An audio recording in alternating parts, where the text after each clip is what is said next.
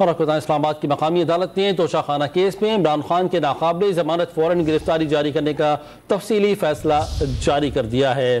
اسلام آباد کی مقامی عدالت نے گزشتہ روز عمران خان کے ناقابل ضمانت فوراً گرفتاری جاری کیے تھے، جس کا مختصر فیصلہ سنایا گیا تھا اور اب اس کا تفصیلی فیصلہ جاری کر دیا گیا ہے۔ مزید جانتے ہیں ڈانیش کے نمائندے عمر مہتاب برنی سے۔ عمر، تفصیلات کیا ہیں اس فیصلے کی؟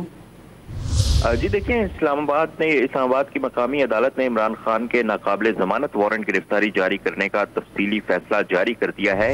ایڈیشنل سیشن جج ظفر اقبال نے وارنٹ گرفتاری کا تفصیلی فیصلہ جاری کیا۔ تفصیلی فیصلے میں کہا گیا ہے کہ عمران خان توشہ خانہ کیس میں متعدد بار عدالتی پیشی پر غیر حاضر رہے۔ عمران خان آخری سماعت کے عدالتی اوقات کے اندر پیش نہیں ہوئے۔